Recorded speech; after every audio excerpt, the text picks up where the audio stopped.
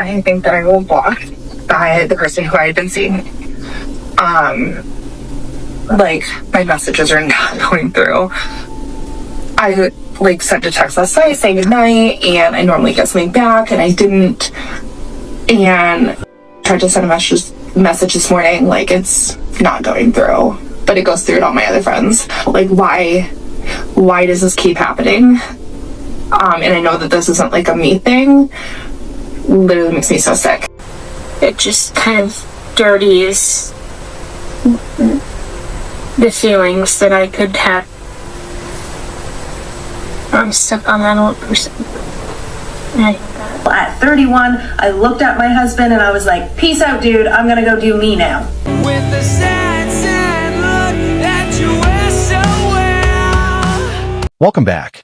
Today's report examines several relationship stories that, despite involving different people, share some striking similarities. Each case follows a familiar pattern. A long-term relationship comes to an end, new choices are made, and the aftermath is documented online. While the circumstances differ, the public reactions and personal reflections often overlap. In this episode, we'll review 5 separate timelines using the information each person chose to share. We'll begin with the woman whose 17-year relationship ended, then follow the events step by step to see how the story unfolded. So here's how I learned how to meet my own needs after divorce. So I'm that girl that was in relationships from the time she was 14 years old until at 31, I looked at my husband and I was like, peace out, dude, I'm gonna go do me now. But it didn't take me long after leaving my marriage to just find the next guy. The thing was, the next guy was a lot younger and I knew that it wasn't going to last forever. He looked at me the same way. It was a casual thing. But ending that casual thing, that's when it got really hard. Casual guy and I are still great friends, but separating that meant me going out on my own emotionally for the first time since I was 14 years old. When that casual thing ended and I was like, okay, Jade, we're doing this. We're gonna learn how to just fulfill our own need. I went through at least a 6 to 8 month span where I was very angry at men. Very angry. Because in my world, in my life, they've basically been a constant letdown. Not all of them, but a lot of them. And during that very, very angry phase that I had, I still, in my head, was thinking, I still need to find a partner, and that, the search hadn't ended. The problem is, when you centralize your focus on finding a relationship, you settle way too easily. You settle for trash. Because you're still in that headspace where it's like, it's better to have someone than nobody at all. So one day it hit me. I didn't know who I was. I had been a stay-at-home mom for years, and everything had just been focus on the kids and everything. And one day I was like, I don't even know what I like. I don't know what I like to do. When it hit me that if I just took the energy and the focus that I had put on men and focused it on learning new skills, cultivating friendships with good boundaries with men, and traveling or doing what it is that I want to do, it was revolutionary. And one of the things that I've noticed is that as I focus on just doing me and being the best version of me, I attract some of the best men. I have multiple deep friendships with men who I trust and respect, men who have shown me that they're not all like the ones from my past. And my secret to navigating all of this now is that all of the men that I meet are friend zone, all of them. Because I truly believe that my perfect person will be a friend first. And that my perfect person will come to me with honesty. So even though I'm such a romantic at heart and I really want love, my primary focus is not relationships. The first story centers on a woman who ended a 17-year marriage and chose to begin a new chapter in her life.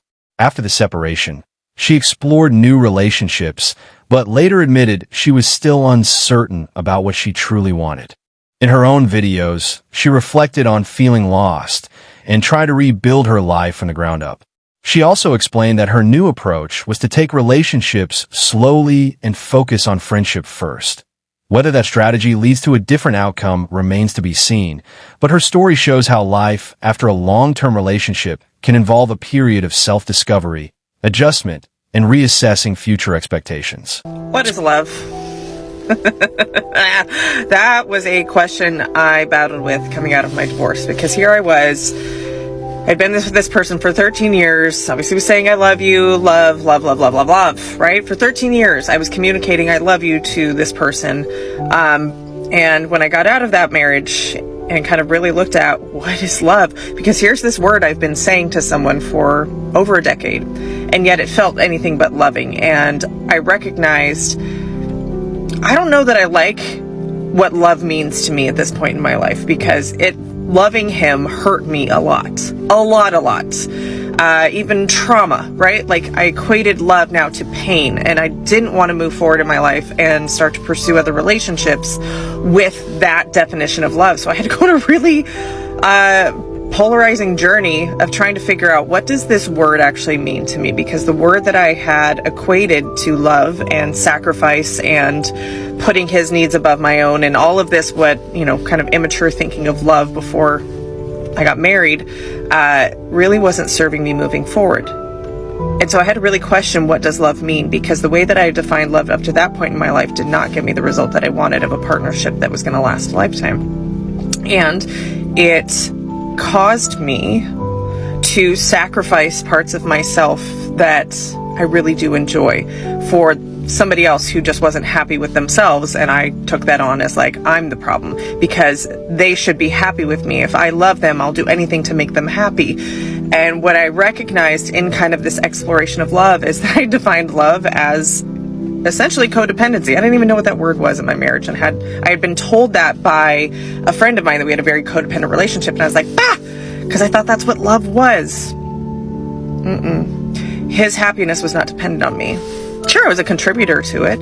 Sure, I had an influence on his happiness, but I was not responsible for his happiness, and I think there's a big distinction to make. So through this exploration, and I encourage you to go on your own journey of like, what does love really mean, and is that what I have in my life?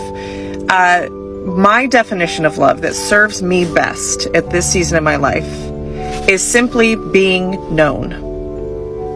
Being known intimately, vulnerably, messily, right? Being known, all parts of me of being known. And when somebody can know me, then I feel loved, right? All parts of me. So when we talk about getting into relationships or falling in love with someone, a lot of people want to throw around love very early on in a relationship because they equate the increase in hormones and dopamine and all the oxytocin and all that lovey, good, fun feelings. And some people think that you don't love someone until you've been through a hard time and you've seen how they handle it.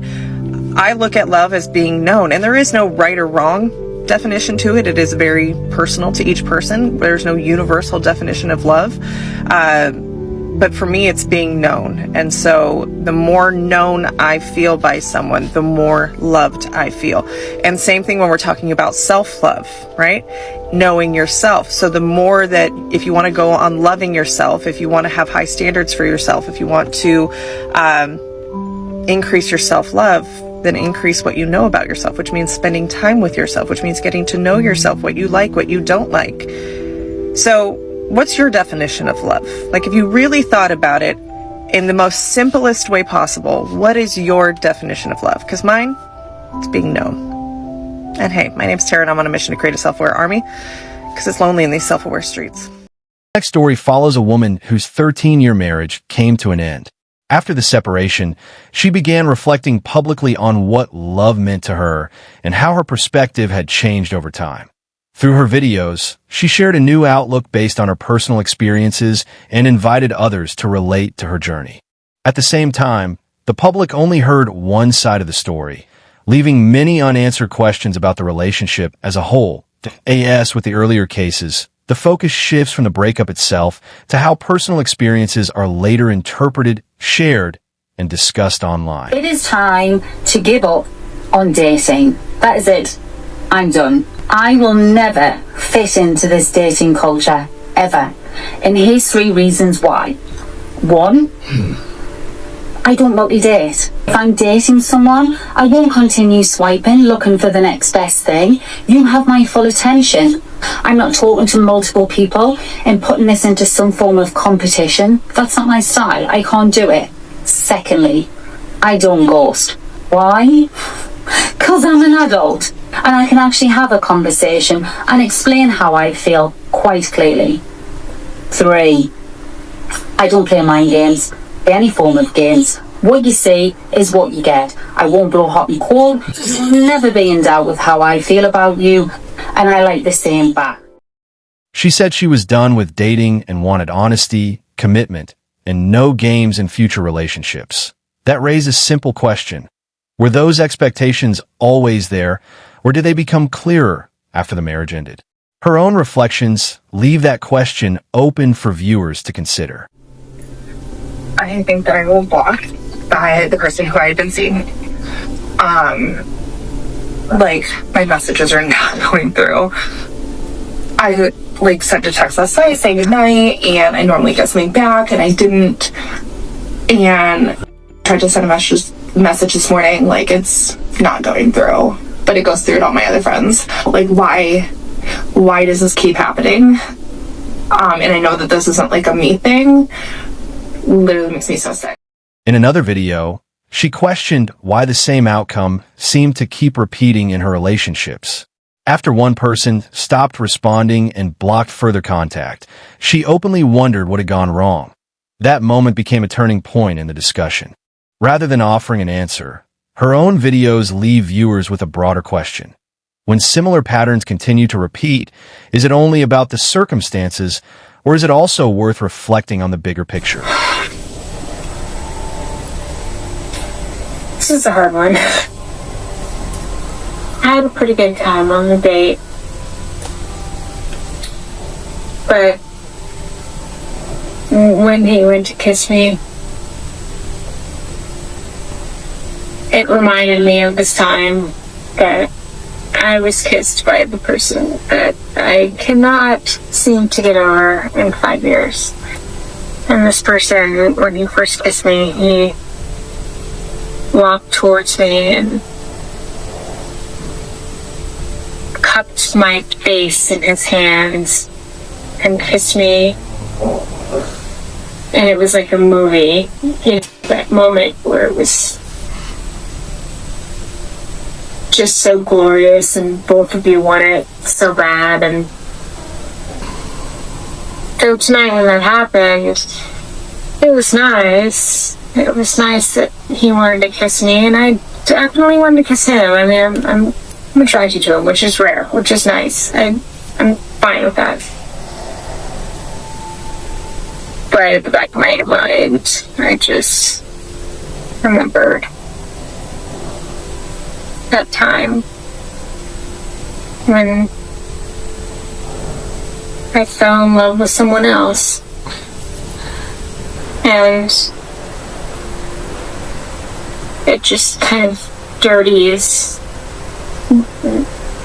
the feelings that I could have. I'm stuck on that old person. I hate that. She admitted that memories from a past relationship were making it hard to move on. Even while meeting someone new, she felt emotionally connected to the past. That became a common theme throughout these stories. While the women shared their experiences publicly, their former partners largely stayed out of the spotlight. The contrast leaves viewers with their own conclusions.